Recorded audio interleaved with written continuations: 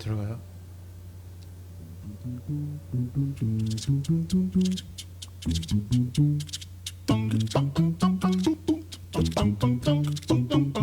김포로 떠나는 여행, 사팔국도에서 펼쳐지는 에피소드, 그 두 번째 이야기, 문수산성은 어디를 지키는가?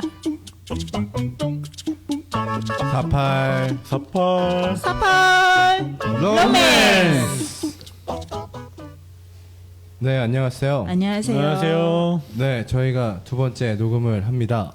그러네요. 네, 저희가 장르편을 했었는데 의외로 주변에서 방송은 안 나갔지만 그 관련된 소재들을 이야기를 했더니 굉장히 재밌어 하더라고요. 아, 그래요? 네, 네. 그래가지고 이게 좀 잘 될 것 같은 느낌이 팍팍 오고 있습니다. 지금. 네, 호응들이 되게 좋은 것 같더라고요. 네. 그래가지고 오늘은 또 저희가 뭐였죠?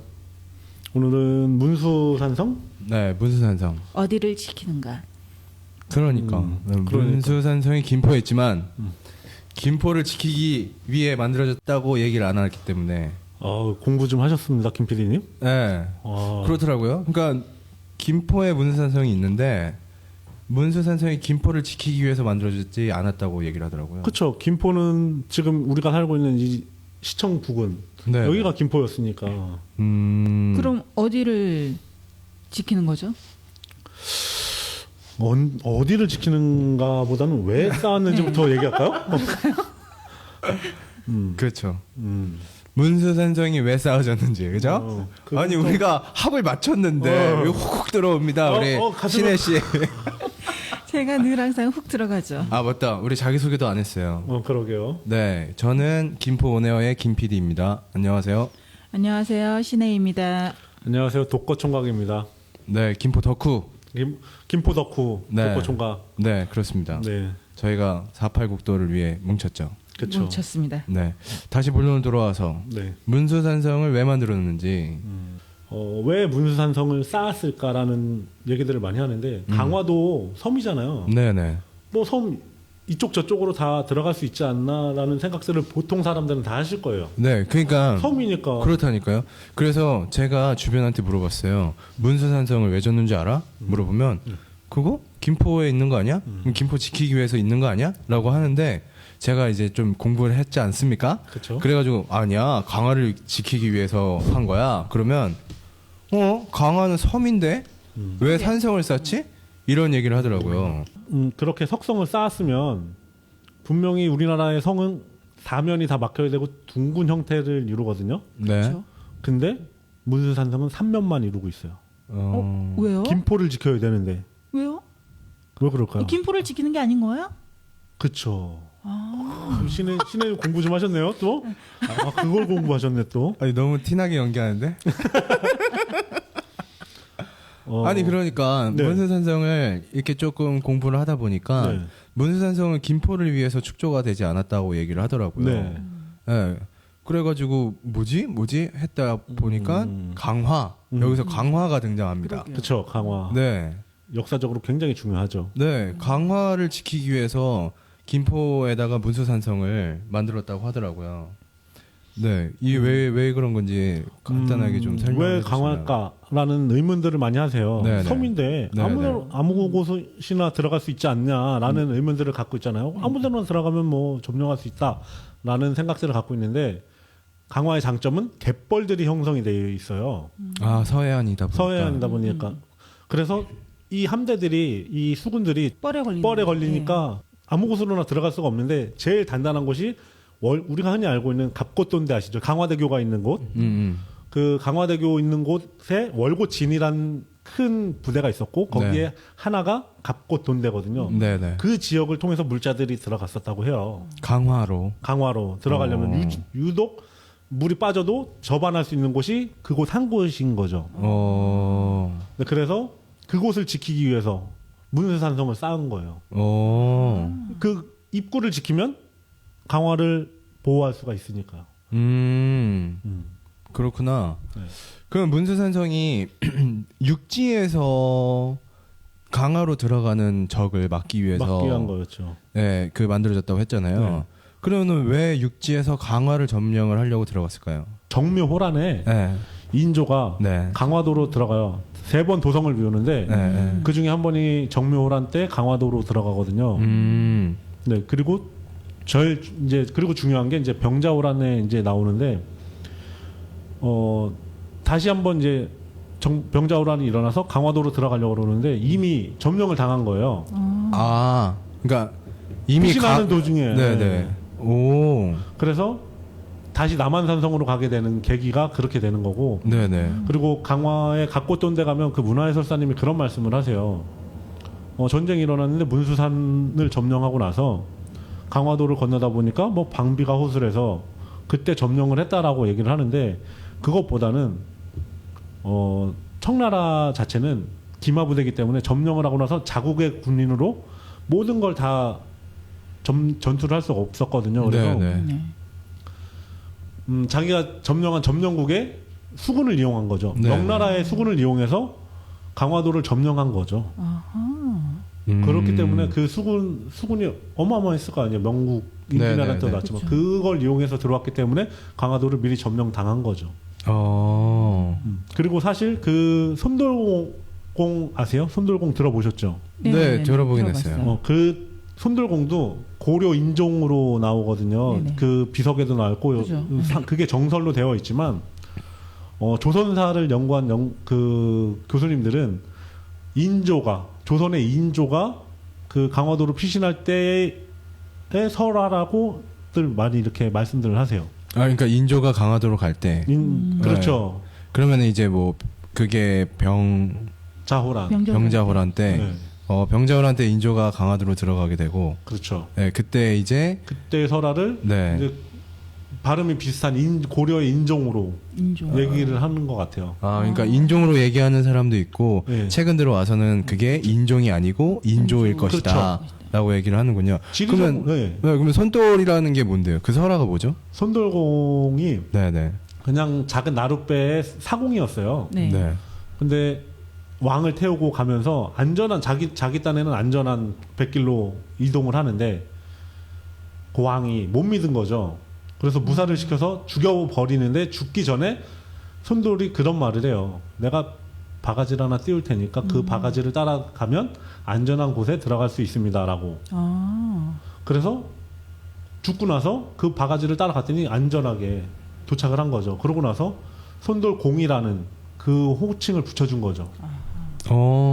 아니 그러면은 인종이라고 이야기하는 사람들도 있을 거 아니에요? 그렇죠. 그러면 그 사람들과 왜 인조라고 생각하는 사람들의 의견 차이가 있으니까 그렇죠. 왜 어떤 부분이 그렇게 얘기를 하는 건가요? 그러면?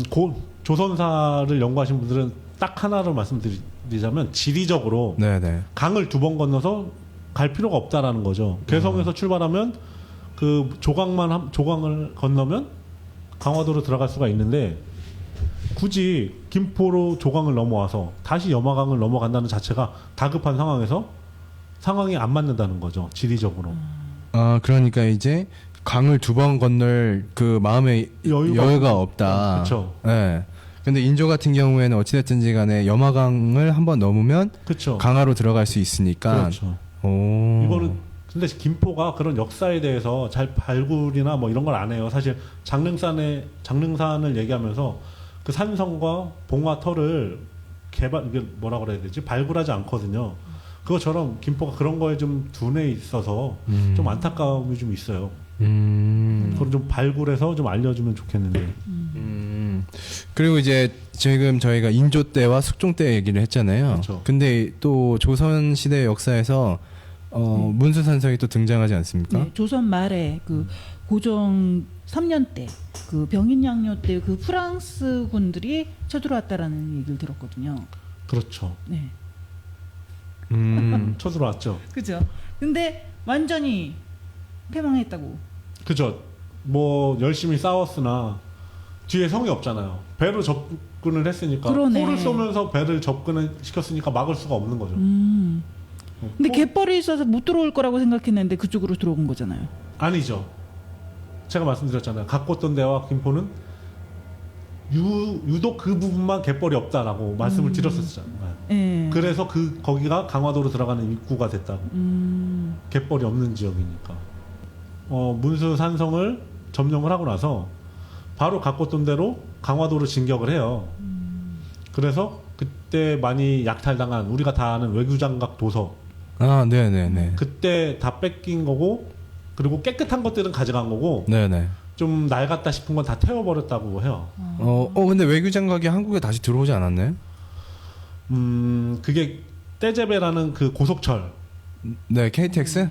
KTX가 그 프랑스의 떼제베를 이제 모델로 만든 거거든요. 네네. 그 기술력을 바탕으로. 근데 그 떼제베를 우리가 도입을 하면 외교장각 도서를 반환해 주겠다라고 약속을 받아서 아, 프랑스 정부에서? 네, 네.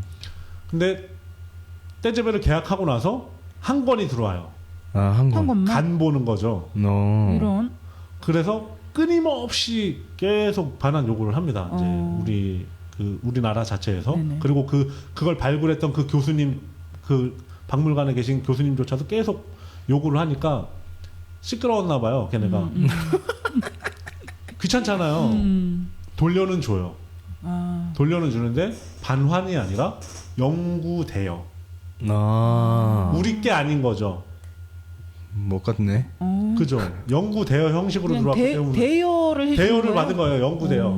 우리 거지만 우리 게 아닌 거죠. 이런 참 안타까운 현실이죠. 우리의 약탈 문화재 아직도 찾아야 될 문화재 중에 하나인데 그래서 그때 그때 빼앗긴 거죠. 네.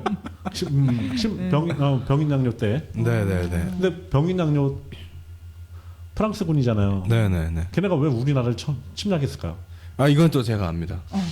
뭔가요? 예, 왜 그러냐면은 이제 조선 말 때 천주교 박해가 있었어요.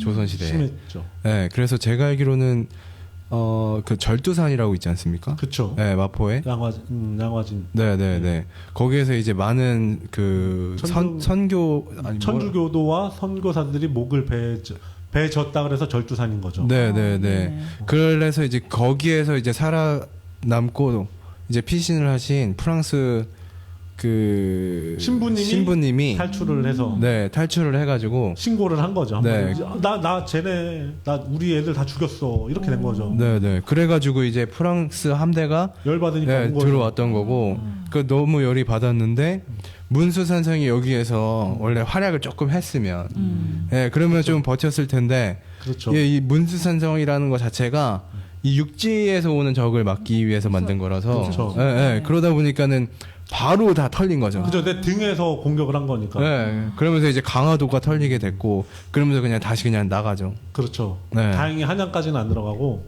그 문화재들을 가지고 그냥 철수를 해서 그나마 거기서 끝난 거죠. 또 아픈 일이 있었군요. 네. 그러면 천주교가 언제 들어온지는 아세요? 천주교요? 네. 제가 알기로는 그 신의 시도 알지 않나요? 네. 네네. 네, 말씀. 장릉편에서 네, 장릉편에서 잠깐 말씀드렸어요. 말씀드렸던 그 인조 아들. 기억나세요? 인조 아들까지는 기억이 나네요. 호연세자와 네, 호영세자. 소현세자와 복림대군이 네네네. 가서 이제 선지 문물을 받아들인 거죠 그때 당시에. 그렇죠.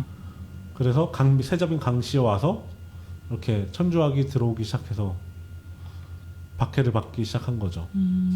아니 근데 또 알고 보니까 우리나라로 쳐들어오는 적들이 특히 이제 바다를 통해서 오는 해상을 통해서 오는 적들이 그렇죠. 그쪽 방향으로 많이 왔다고 들었어요. 그러니까 어디? 염화강 쪽으로 해서 이제 한양으로 가려고 하는 그런 시도를 많이 했다고 들었는데 신미양요. 네. 미국이 우리나라를 또 쳐들어오지 않습니까? 그렇죠. 네. 그때도 똑같은 루트로 해서 들어왔다고 그렇죠. 네, 알고 있는데 신미양요 이전에 이제 대동강에서 미국의 상선이 털려요. 아, 평양 대동강에서 그 평양 감사가 네. 미국의 상선을 공격했고 그게 침몰해서 열받아서 또 미국이 들어온 거예요. 또 신미양에서 그냥 들어온 건 아니니까. 아, 네. 그런 이유가 있었어요. 또. 오, 그러면은 그 당시에 우리나라가 조금 굉장히 보수적이었었나 봐요. 그쵸. 누구나 다 아시는 그 흥선대원 분이 정책을 하고 있었죠. 펼쳤으니까 척합의를 세우면서. 그러면서 이제 미군이 들어왔고. 그죠. 미군의 네. 상선이 들어와서 네. 신문물이잖아요. 어쨌든 미국. 네네네네. 근데 제가 시작한 거죠. 그 신미양요 때 네. 미국이 쳐들어왔을 때 저희 뭐죠? 뭐요? 문수산성. 네네네. 문수산성에서 그 총을 쐈는데 네. 미군들이 총을 쐈는데 안 죽었다고. 아, 그건 문수산성은 아니고요. 이제 네네. 연마강에서 들어오다 보면 이제 덕포진도 있고 네네. 초지진도 이렇게 있고. 초지진도 있고. 근데 처음 힘든 거예요. 그들은 신식 무기를 되게 가졌었거든요. 그리고 아마 겨울이었던 것 같아요. 근데 총을 쐈는데 총을 맞아도 보통 사람은 죽어야 되는데 이 사람들은 죽질 않는 거죠. 네네. 굉장히 힘든 전투를 한 거죠. 근데 해병대거든요. 그때 당시에 그 미 해병대에서 이제 간첩을 보낸 거죠. 이렇게 동태를 살피기 위해서. 근데 옷을 많이 껴입은 거예요. 그러니까 목화 옷을 네. 8겹을 껴입고 있었던 거거든요. 그래서 작전을 바꾼 거죠. 총알이 아닌 화공을 핀 거죠. 근데 거기서 화공을 피다 보니까 옷을 못 벗는 거예요. 불이 붙었는데 빨리 벗어야 되는데 벗지를 못하니까 싸울 수도 없고 죽을 수밖에 없었던 거죠. 그것도 일화죠 하나. 그리고 나서 이제 또 우리가 여기서 또 알아야 될 게 일본이 또 쳐들어오지 않습니까? 그렇죠. 그 우리나라는 마지막. 그 이 외적에 대한 그 아픔이 굉장히 많은 나라인 것 같은데 또 그 중심에 또 문수산성이 있고 그렇죠. 그 루트가 굉장히 조금 많은 사건들이 있었던 것 같아요. 그래서 이제 강화도 조약도 이제 일본이 들어와서 그렇죠. 진행이 된 거지 않습니까? 이제 똑같아요. 미국이 일본에 들어갈 때도 상선이 털려서 일본이 개항을 한 거거든요. 네네. 그리고 대동강에 미국 상선이 들어왔듯이 여마강에 들어온 그 외적선을 공격을 해서 그걸 빌미로 이제 강화도 조약이 체결이 되는 거예요. 그러니까는 이제 어떻게 보면 그 당시에 강대국들이 서구 열강이라고 하죠. 서구 열강들이 이게 식민지도 똑같은 루트로 됐을 것 같아요. 그렇죠. 제국주의를 펼칠 때였으니까 일본조차도 제국주의를 펼쳐서 점령을 하러 나오는 거였어요. 네, 그래서 이제 조금 되게 약해 보이는 상선을 먼저 투입을 시키고 그리고 나서 이제 공격을 당하면 그죠. 그 빌미로. 그 빌미로 다시 들어가서 군함이 들어가고 그쵸. 이런 식으로 진행이 됐던 것 같네요. 그렇죠. 그게 순리적으로 이렇게 만들기 위해서 합리화시키기 위해서 그렇게 만드는 거죠. 그렇구나. 네. 그래서 그러니까 인천의 강화와 김포를 지금 협약을 맺었는데 관광 특구로 이렇게 방어진 특구로 만든다고 지금 뉴스에서 봤거든요. 그 여마강을 사이로 굉장히 중요한 위치거든요. 이제 한양 수도 서울을 지키는 그렇구나. 그런 최근에는 그런 이제 그러니까는 이제 원래 강화군이라고 강화군이 어떻게 보면 독단적인 도시였죠 원래. 그렇죠. 네, 그런데 이제 다시 인천으로 이렇게 좀 들어가지 않을까 현실로 돌아오면은. 그렇죠. 그리고 대부분의 사람들이 강화가 김포였다고 생각을 하세요. 강화 예전에 김포 아니었어라는 말들을 되게 많이 하시는데 네네. 강화는 한 번도 김포였던 적이 없었고 오히려 예전에는 김포보다 더 큰 도시였던 거죠. 그리고 경기도에서 이제 검단면이 인천으로 넘어갈 때 95년도 그때 인천광역시로 편입이 된 거죠. 그렇구나. 네, 절대 김포였던 적은 없습니다. 그러니까는 저도 근데 원래는 강화가 김포였다고 생각을 했었거든요. 모든 왜냐면 사람이 그렇게 생각하고 있잖아요. 원체 가까우니까. 그렇죠. 네. 그리고 작다라고 생각을 하니까 근데 옛날 DDD 아세요? 신혜 씨? 지역번호. 네네네네네. 지역번호가 달랐어요. 그거조차가 다른 행정구역도 지금도 다르잖아요. 지금은 당연히 인천이니까 네, 032로 쓰지만 네. 통합되기 전에 김포가 0341이었고요. 강화가 0349였어요. 0341 진짜 오랜만에 듣는다. 그죠? 네. 우리 나이 나오나요? 네, 0341 진짜 많이 듣는다. 오랜만에. 별도의 DDD가 있을 정도였으니까 군이었던 거죠. 행정구역상으로 큰 군. 그렇구나. 네. 그러면은 이제 여기에서 우리가 또 과거에 대한 얘기는 또 많이 들었고 이 현실에 대해서는 이게 문수산성 자체가 그쵸. 굉장히 관광지로도 좋은 요소를 많이 갖고 있다고 얘기를 하더라고요. 문수산 높이가 어떻게 되는지 아세요? 그것까지는 모르셨죠? 네네. 제가 조금 공부를 했습니다. 376m라고 하네요. 네, 우리나라에서는 그렇게 높은 산은 아니지만 그래도 김포 내에서는 가장 높은 산인 거죠. 아 그래요? 그렇죠. 오. 네. 김포 내에서 가장 높은 산이 문수산성이에요? 네네. 네네. 문수산 자체가 한남 정맥의 끝점이기도 하고 시작점이라고 보기도 해요. 네네네. 그래서 김포에 있는 산악회들은 대부분 시산제를 문수산에서 해요. 명산이거든요. 예, 명산이라고 하더라고요. 그 동쪽 그 산에 올라가서 봤을 때 동쪽으로는 한강 포구가 보인대요. 북쪽으로 보면 개풍물이 보이죠. 개성의 송악산이 네, 보이고. 송악산이 보이고 인천 앞바다에 떠 있는 월미도도 보인다고 하네요. 그렇죠. 날 맑은 날 영종대교도 되게 잘 보이거든요. 문수산성에서? 그럼요. 그리고 남산타워까지 다 보여요. 그리고 지금 우리가 모르시겠지만 일산대교에서 보면 남산과 문수산의 중간 정도 되거든요. 네네. 그래서 맑은 날 문수산도 보이고 남산타워도 보여요. 일산대교 위에서. 그러면은 네 여기서 재밌는 게 뭐냐면 그럼 여의도에서 불꽃놀이 하는 거 보이겠네요? 당연히 보이죠. 한강 그 뚝방에서도 맑은 날 볼 수가 있는 거고 불꽃놀이는. 근데 한강 그 일산대교에서는 보여요. 아, 네 일산대교에서 보이는 건 알았는데 문수산성이 어떻게 보면 좀 많이 들어가잖아요. 김포 그쵸. 내에서도. 거기서 보인다는구나. 북한하고도 가깝잖아요. 그쵸. 그래서 개성시가 보인대요. 개성시가 보이는데 그 김일성 동상이 보인대네요. 전 못 봤는데 네.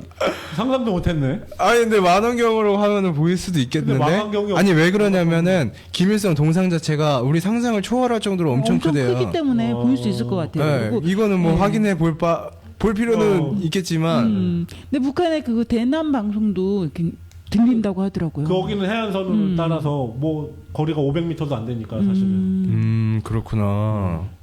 그래서 전 깜짝 놀랐어요. 근데 지금 대남 방송은 안 하잖아요. 그렇죠. 네. 심했을 때는 뭐 김포 많이 들렸었죠.